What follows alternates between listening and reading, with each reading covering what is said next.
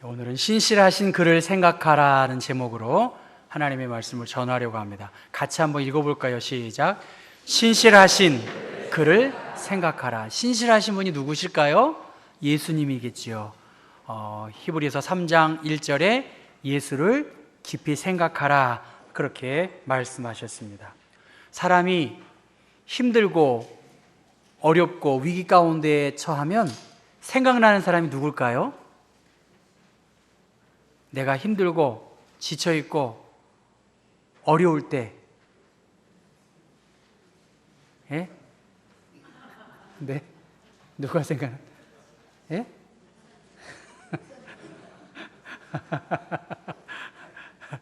누가 생각나죠? 일반적으로 어머니가 그래도 많이 생각나잖아요. 어머니. 왜 어머니가 생각나고 왜 가족이 많이 생각날까요?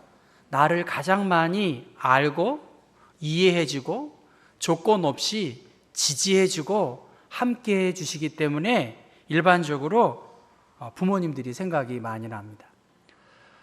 제가 카톡에 전에는 잘 안 쓰다가 그리움, 그런 식으로 써요. 그리움, 그렇게 썼었어요. 그러다가 제가 1년 지금 한 3개월쯤 됐나요? 커가는 그리움, 그렇게 썼어요. 커가는 그리움. 아이들이 갑자기 부모를 잃어버리고 또 저희들도 갑자기 둘만 있으니까 사실 애들이 생각이 많이 나고요. 갑자기 뭐 아무리 대학 다니고 직장 다니는 청년의 나이지만 갑자기 그 머나먼 곳에 그들이 그냥 지내니까 저희들도 외롭고 또 그러한 이야기를 듣는 아빠로서 굉장히 그리움이 커가고 있습니다.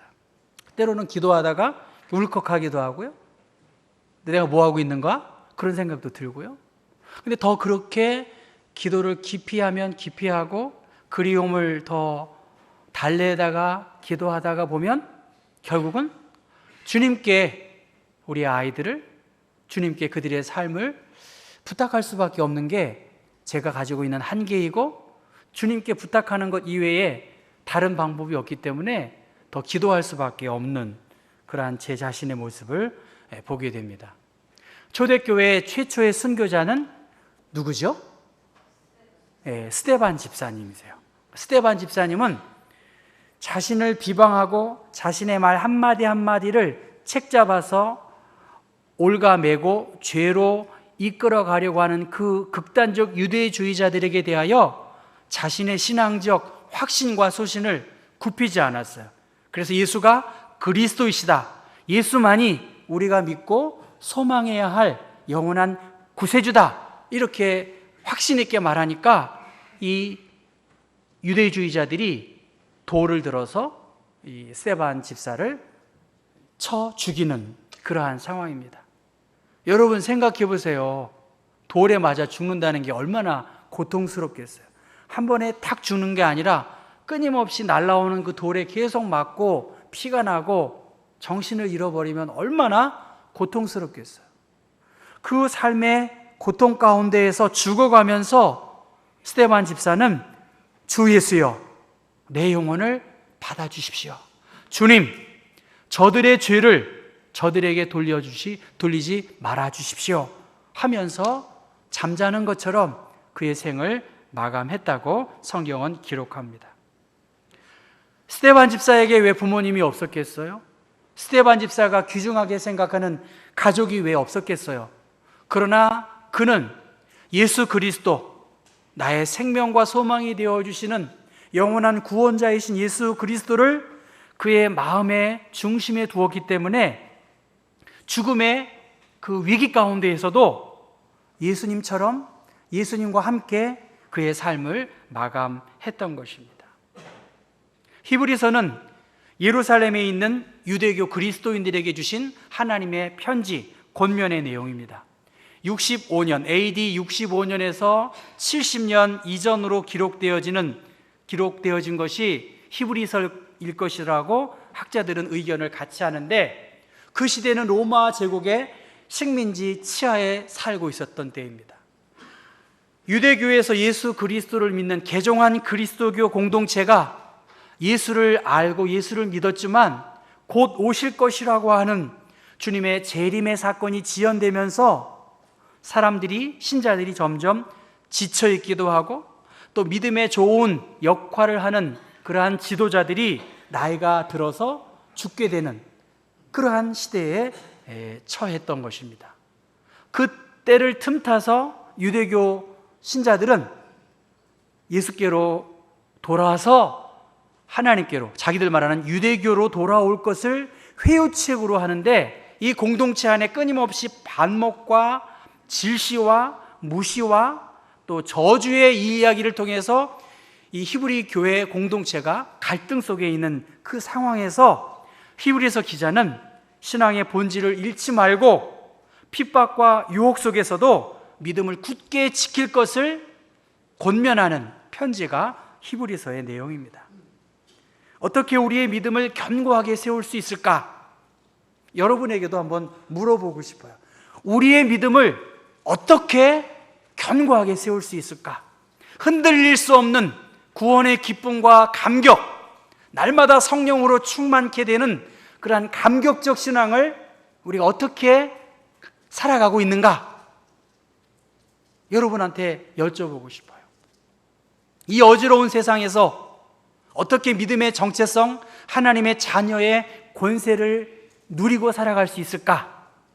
그것은 오늘 히브리서는 신앙의 핵심, 그 본질이 바로 예수 그리스도가 누구시고 예수 그리스도가 나를 위해서 어떠한 일을 행하셨는지, 그분이 누구신지를 고백하고 예수에게로 다시 돌아갈 때 우리의 신앙의 토대가 이 위기 가운데에서도 견고할 수 있을 것입니다. 예수님은 이 땅에서 과연 어떠한 삶을 사셨고 우리를 위해서 무엇을 해 주셨는가? 예수님은 하나님의 나라의 복음을 전파하셨고 섬김의 본을 보여주셨고 온 인류의 죄를 대신하기 위하여 십자가를 지셨고 또한 신비스러운 하나님의 능력을 통하여 백성들에게 그가 그리스도이심을 알게 하셨습니다. 예수님께서는 우리에게 구원의 길을 보여주셨고 그 구원의 길을 보여주셨고 생명과 소망의 길로 우리를 인도하시는 그 예수님을 깊이 생각해라. 오늘 예수님께서 우리에게 예수님을 깊이 생각해라. 저 벤치에 앉아서 예수님이 어떤 분이신지, 나를 위해서 어떻게 행하셨고 내 장래의 소망이 무엇인지를 한번 곰곰이 생각해 보라는 것입니다. 생각만 할 것이 아니라, 관념에만 머물 것이 아니라 예수님의 성품과 예수님의 공생의 삶을 통해서 우리에게 행동으로 보여주신 십자가의 사랑, 나를 향한 하나님의 사랑이 무엇인지를 생각하고 그렇게 행동해라. 그러할 때에 하나님의 능력과 어려움 속에서도 우리가 다시 일어날 수 있는 희망을 얻게 된다는 것입니다. 여러분, 어떻게 예수님을 깊이 생각할까요? 우리가 예수님을 사랑하고 예수님을 경배합니다. 제 인생 가운데에서도 예수님을 많이 불렀고 찬양했고 예수님이 내 삶의 중심임을 저는 확신해요. 그런데 이 21세기 이 변화하는 세상에서 세상을 향해 나가고 돈을 추구하고 쾌락을 추구하는 이 거대한 자본의 세상 앞에서 과연 예수를 믿는다는 그리스도인의 모습이 무엇일까? 어떻게 예수님의 마음을 품고 예수님처럼 살아갈 수 있을까? 빌립보서 2장에는 너희 안에 누구의 마음을 품으래요? 예수 그리스도의 마음을 품으라는 거예요. 예수님은 자기를 낮추시고 죽기까지 복종하신 하나님과 동등된 위치에 있는 그분이 참 인간으로, 참 하나님으로 이 땅에 오셔서 섬겨주시고 우리를 위해 감싸주신, 나를 대신하여 피 흘려 죽으신 그 예수를 깊이 생각하면 우리의 삶의 자리가 아무리 힘들고 어려울지라도 거기에서 하나님이 피할 길을 열어주신다는 거예요. 여러분, 예수님을 곰곰이 좀 생각해 보시자는 거예요. 저 또한 생각하고 여러분 또한 내 인생에서 예수님이 누구신지, 예수님이 나를 위해 어떠한 계획을 갖고 계신지, 내 건강과 내 재능을 통해서 하나님이 어떻게 영광을 받으시는 분이신지를 한번 곰곰이 생각하고 생각만 해야 하는 것이 아니라 그 일을 위해서 주님의 걸음걸음을 한 걸음 한 걸음 쫓아가는 삶을 살라고, 그것이 히브리 교회 공동체가 어려움을 극복할 수 있는 비결이라고 말합니다. 제가 중동에 있는 청년들을 이렇게 많이 만난 적이 있어요. 주로 사우디아라비아 청년들이죠. 나라가 굉장히 부자하고 많은 장학금을 받고 외국에서 공부하는 그들을 보면, 그들이 사람을 만나면 항상 악수를 하는데 그냥 하지 않아요. 손을 꽉 잡고 하면서 하는 말이 브라더, 우리 브라더라는 거, 브라더, 형제님, 그렇게 말해요. 그들은 정말 잘 사는 사우디아라비아 장학생들도 있지만 난민으로 온 소말리아도 있고요, 어려운 가난한 나라에서 온 그 난민들이 있는데 적어도 그들은 무슬림 신앙 안에서 우리는 형제다 하면서 함께 인사하고 형제라는 것을 느끼게 합니다.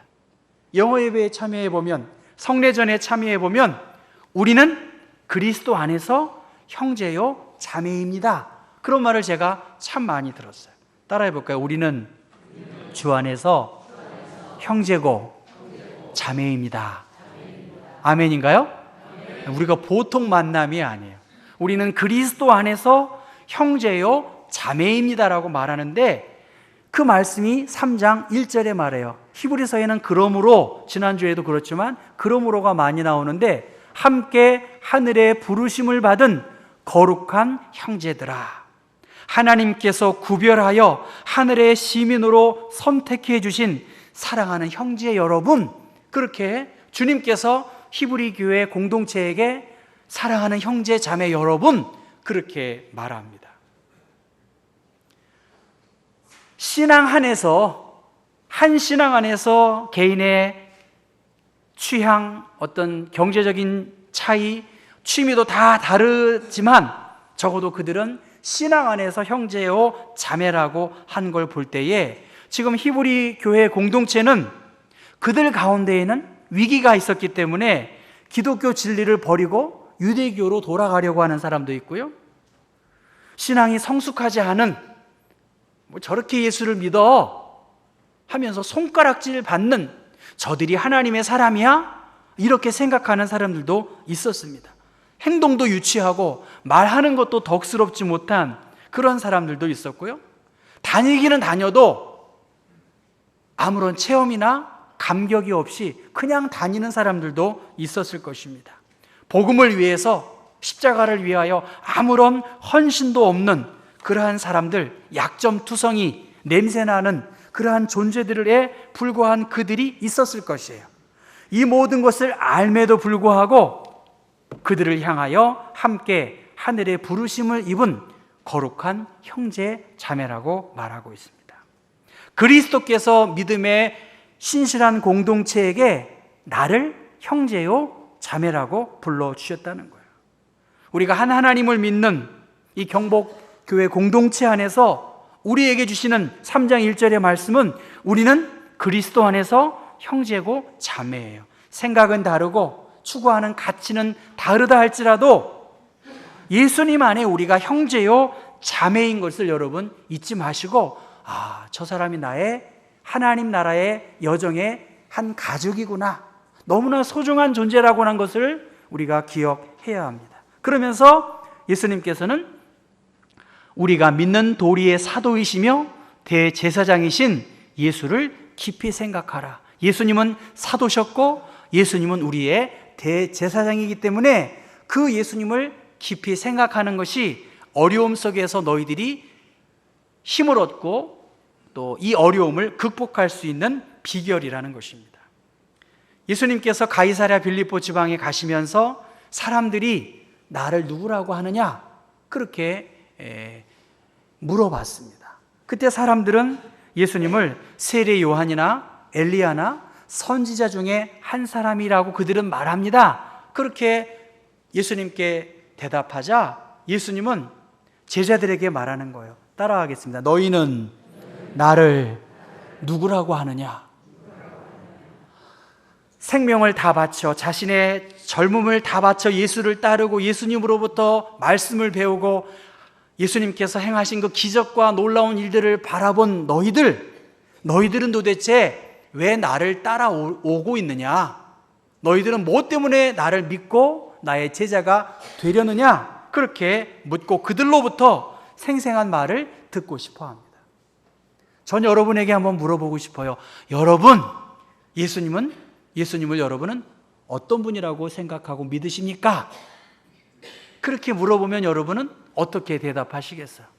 그냥 판에 박힌 건조한 대답이 아니라 내 마음 중심의 깊은 곳에서 예수님은 이러한 분이십니다.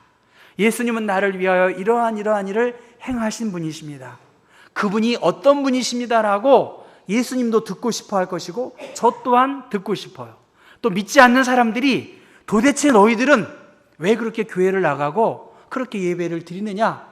도대체 너희들이 믿는 예수가 누구냐?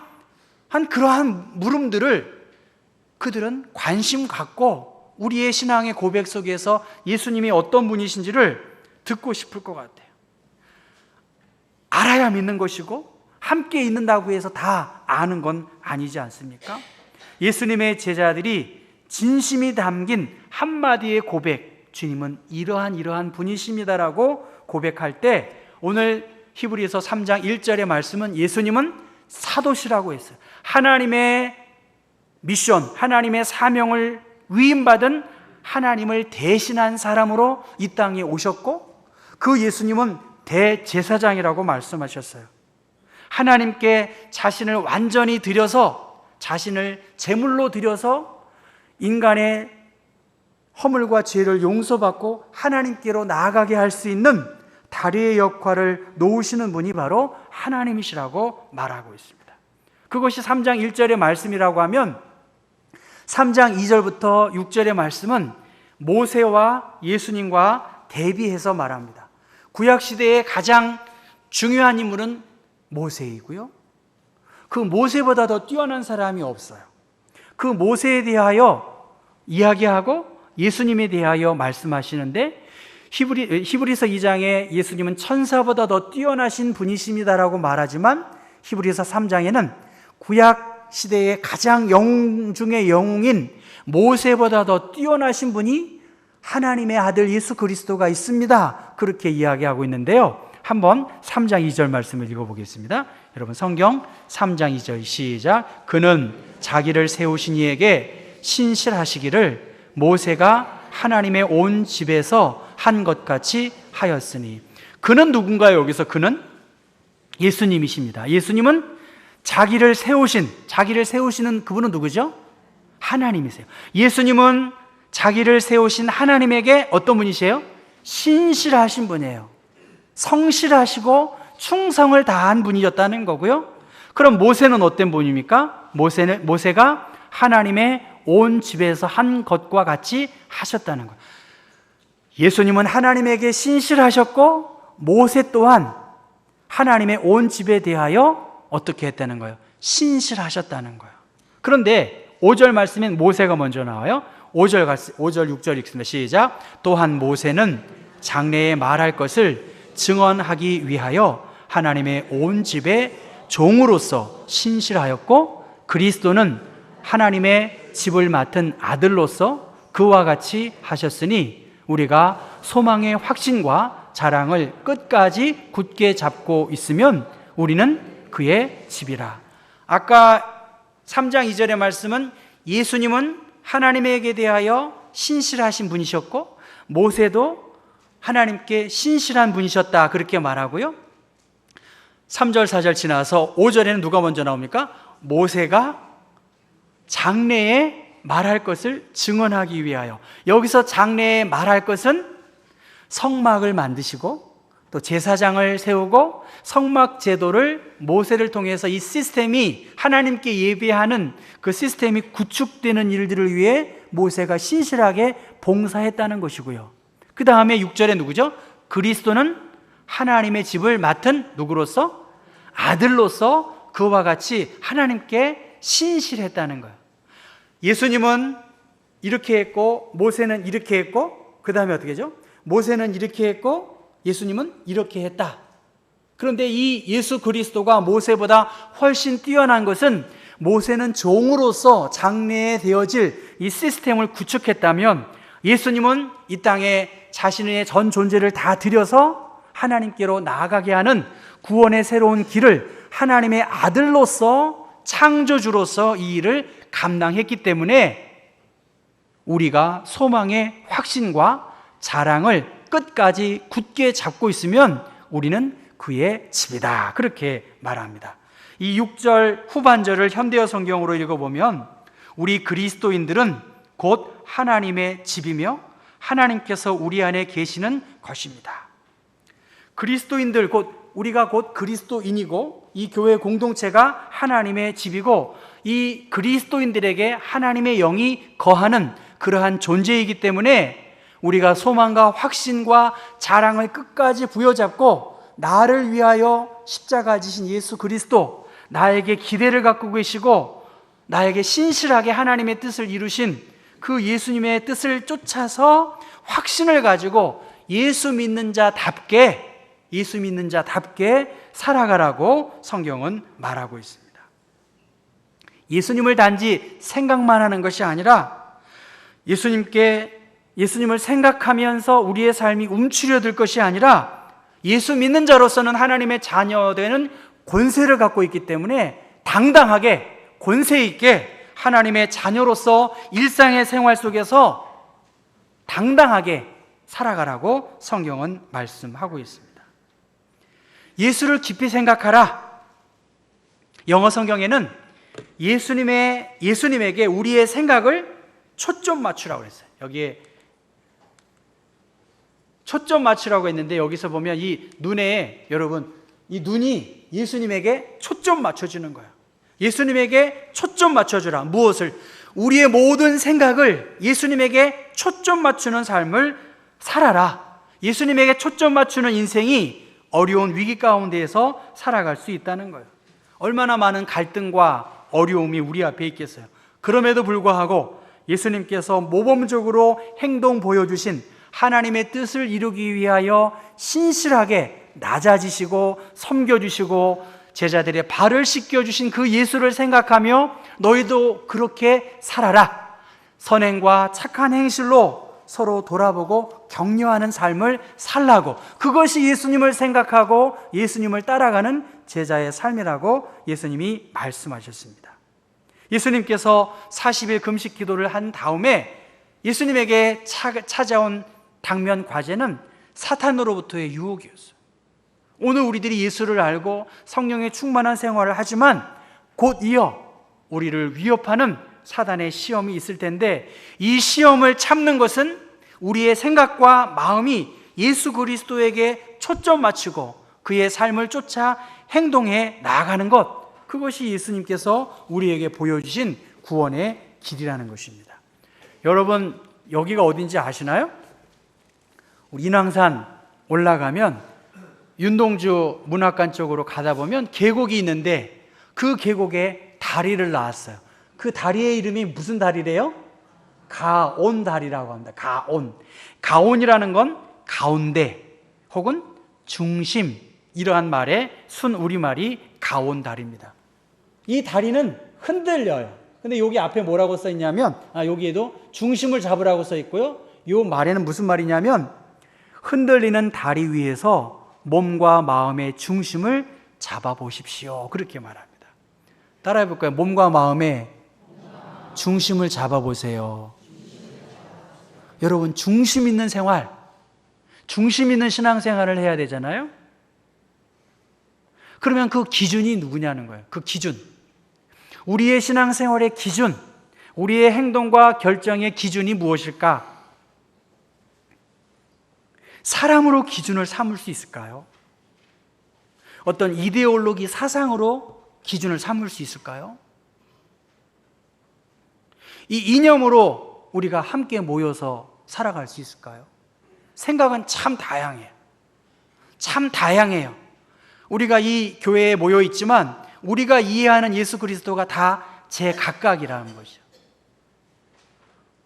목회도 그런 것 같아요. 내가 얼마나 중심을 잃지 않고, 시소처럼 중심을 잃지 않고 치우치지 않고 내가 중심을 잘 잡는 것. 여러분, 한 목사가 어떻게 중심을 잡아야 할까요? 네? 힘듭니다. 예. 예, 힘든 일이죠. 힘든 일인 것 같아요. 그럼 기준이 뭐냐는 거죠. 예수님께서 말씀해 주셨고 예수님께서 가르쳐 주신 것이 우리의 삶의 기준이 되어야 하고, 이것에 대한 철저한 상황에 대한 철저한 분석과 이해가 우리에게 이해된 다음에 우리가 예수로 조금씩 모아져 나아가야죠. 지난 주일 제가 오크밸리에 있는 목회자 연장교육에 참석했었습니다. 우리 교단의 한 교회가 그 행사를 주관했기 때문에 주로 우리 교단의 목회자들이 많이 왔지만 다른 교단의 목회자들도 오셨어요. 전 누군지 모르지만 많은 차들 가운데 봉고차에 할렐루야, 예수 천당, 또 뭐가 있을까요? 복 받읍시다, 예수만이 안전한 곳입니다. 그 차에다가 온통 그런 문구가 다 있었어요. 그리고 그 목사님은 할렐루야 이렇게 해가지고 빨간 것으로 하고요. 그런 분이세요. 그리고 행사마다 박수를 치는데 북한 사람들이 치는 거예요. 북한 사람들. 우리 기독교 장로의 목사들은 그래도 점잖은 편이거든요. 그 정도 감사 표현했으면 됐지 뭘 막 이렇게 하고 목사들한테 그러는 거예요. 왜 박수들을 안 쳐? 뭐 그런, 누가 말을 듣겠어요? 그렇지 않아요? 그렇죠? 제가 뭐 누구 말을 듣겠어요? 막 박수 안 치냐고 그러는 거예요. 그러면서 그분의 행태를 이렇게 제가 멀리서 보니까 할렐루야 성령 충만이야, 예수 천당이라는 거예요. 아니 이 공간에는 지금 누가 있는 거예요? 목사들이 있는 거예요. 제가 그분보다 목사 더 오래 했을 것 같아. 그분은 곧 예수 믿은 지 얼마 안 된 것 같아요. 제가 보기에. 제가 23년 목사 됐으니까 그분은 저보다 한 10년 그 정도도 안 됐을 것 같아요. 그런데 목사들한테 막 예수 천당, 예수 믿어야 됩니다, 그렇게 말을 하는 거예요. 그래서 일정 정도는 이해하지만 우리 기장 목사들은 또 가만히 안 있잖아요. 캄다운 하라고, 뭘 그렇게 요란하게 하냐고, 조용히 하라고. 그랬더니 이 사람이 어떻게 했어요? 그 얼굴이, 천사의 얼굴이 180도로 바뀐 거예요. 저 따위로 해서 무슨 되냐고, 해보지도 않고 막 그러면서 저주를 퍼붓는 거예요. 야, 저 사람이 예수 믿는 사람인가? 저 사람이 목사가 맞는가?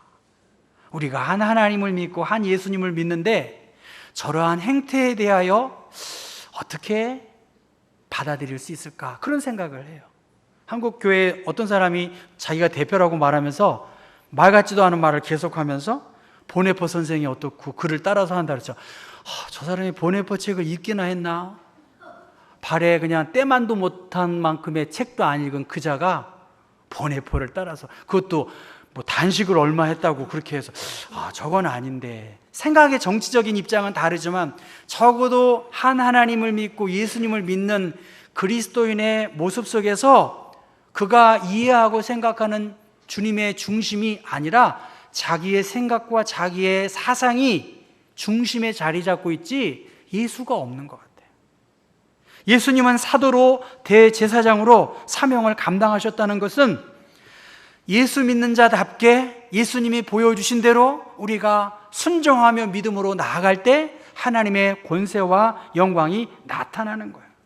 예, 우리의 소망의 확신과 자랑을 끝까지 부여잡고 이 예수님의 가치와 생각을 향하여 나아가는 사람들, 그러한 사람들에게 하나님께서 구원의 길을 열어주시지, 히브리서 2장 1절의 말씀처럼 이러한 목적과 생각이 없이 그냥저냥 믿으면 흘러 떠내려가는 강가의 엔진을 잃어버린, 동력을 잃어버린 존재들과 마찬가지라고 말합니다. 시편의 말씀은 우리에게 말씀하는데요, 같이 읽어볼까요? 그는 우리의 하나님이시요 우리는 그가 기르시는 백성이며 그의 손이 돌보시는 양이기 때문이라.